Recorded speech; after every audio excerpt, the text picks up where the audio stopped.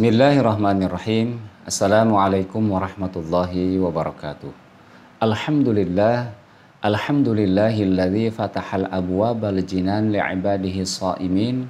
Wassalatu wassalamu ala asyrafil anbiya'i wal mursalin al-mab'uthi rahmatan lil alamin.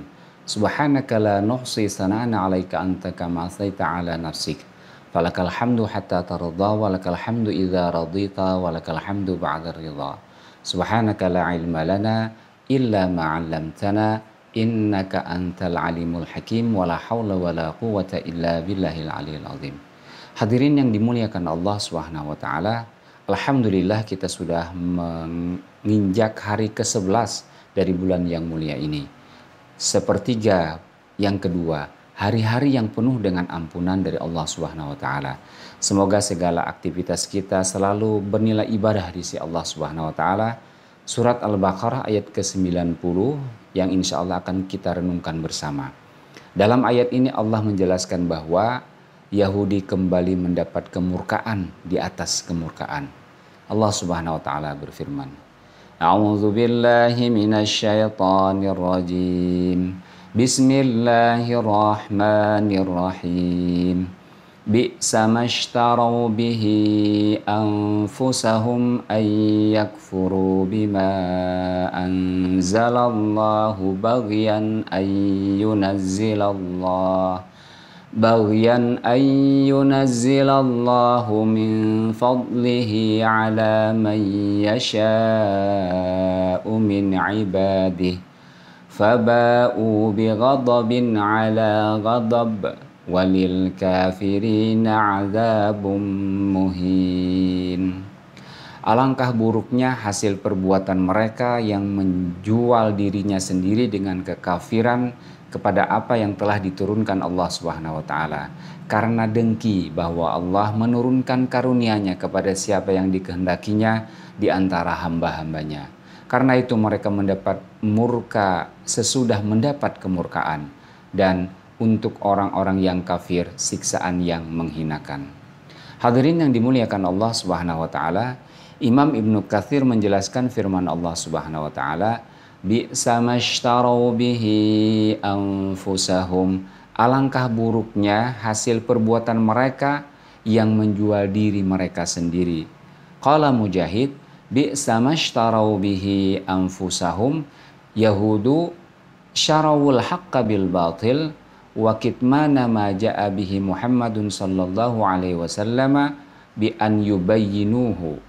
Bahwa Mujahid mengatakan orang-orang Yahudi mereka menjual kebenaran dengan kebatilan serta menyembunyikan apa-apa yang dibawa oleh Muhammad sallallahu alaihi wasallam. Bi'sa fi kalamil Arab mustawfiyatun lidzammi kama anna ni'ma mustawfiyatun lil madhi. Imam Al-Qurtubi menjelaskan bahwa dalam perkataan orang-orang Arab, lafaz bi'sa merupakan lafaz yang mencakup celaan, sedangkan lafaz ni'ma itu merupakan lafaz yang biasanya mencakup sanjungan. Sementara As-Suddi mengatakan bi'sa mashtaraw bihi anfusahum yaqulu ba'u bihi anfusahum, yakni bi'sa ma tadu li anfusihim waradu bihi. Artinya mereka menjual diri dengannya, kemudian ia berkata, betapa buruk apa yang mereka tukarkan itu dengan mereka ridha dengan pertukaran itu. Wa'adalu ilaihi minal kufri bima anzalallah ala Muhammadin sallallahu alaihi wasallam ila tasdiqihi wa muwazaratihi wa nusratihi, serta lebih cenderung mengingkari apa yang diturunkan oleh Allah Subhanahu wa taala kepada Muhammad sallallahu alaihi wasallam daripada membenarkan, membantu dan menolongnya. Wa innama hamalahum ala dzalika al-baghyu wal hasadu wal karahiyah. Dan sesungguhnya hanyalah yang membuat mereka seperti itu adalah kedurhakaan, kedengkian dan kebencian. Na'udzubillah. Hadirin yang dimuliakan Allah Subhanahu wa taala, keburukan perbuatan mereka itu dijelaskan dengan lafaz berikutnya.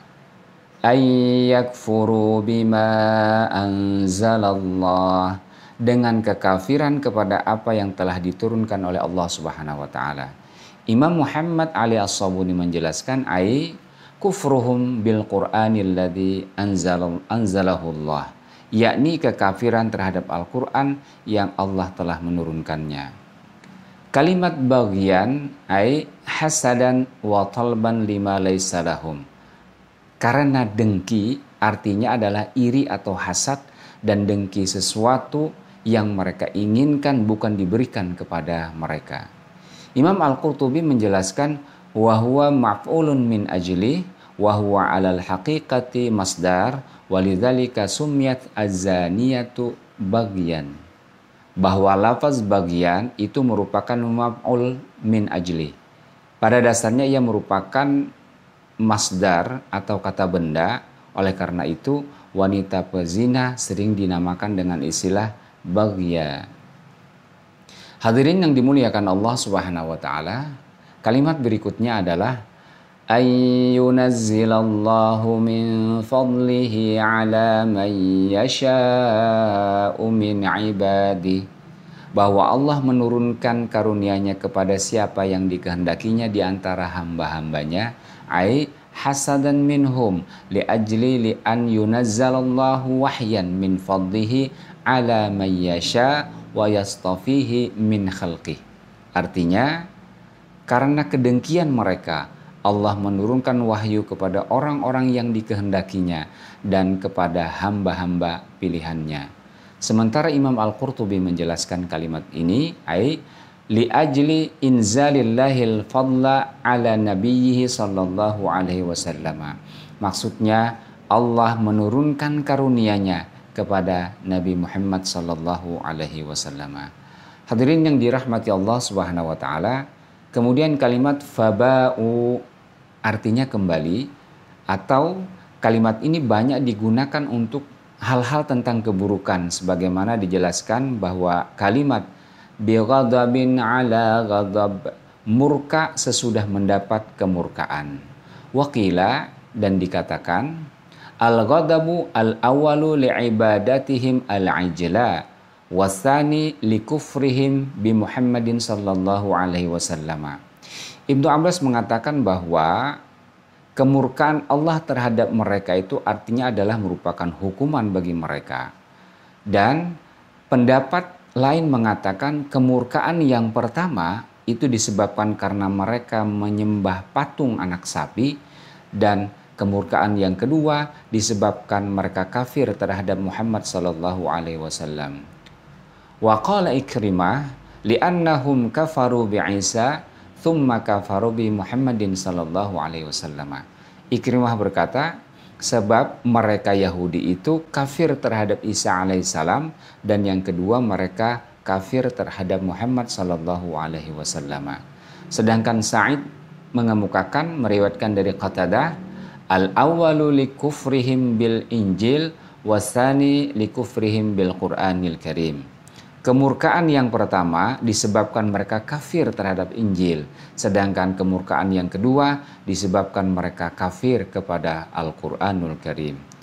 Hadirin yang dimuliakan Allah Subhanahu wa taala. Kalimat terakhir dari ayat ini adalah walil kafirina adzabum muhin. Dan untuk orang-orang kafir siksaan yang sangat menghinakan. Imam Al-Qurtubi memberikan penjelasan, kata muhinun ma'khudun minal hawan wa huwa ma iqtada al-khuluda fin nari daiman. Kalimat atau lafaz muhin diambil dari kata al-hawan, yaitu sesuatu yang menyebabkan mereka kekal di dalam neraka selama-lamanya. Bi khilafi khuludil usati minal muslimina fa inna dzalika tamhisun lahum wa tathhirun. Namun berbeda dari kekal dalam arti kaum muslimin yang suka melaksanakan maksiat di dalam neraka, dan kekekalan mereka di dalam neraka tersebut berbeda dengan kekekalan kepada orang-orang Yahudi yang kafir, merupakan proses untuk membersihkan dan mensucikan diri mereka. Hadirin yang dimuliakan Allah Subhanahu wa taala, demikianlah penjelasan ayat ke-90 dari surat Al-Baqarah, bahwa Yahudi mereka berada pada kemurkaan di atas kemurkaan yang menyebabkan mereka kekal di dalam api neraka. Kita berlindung kepada Allah dari hal-hal yang demikian. Wassalamualaikum warahmatullahi wabarakatuh.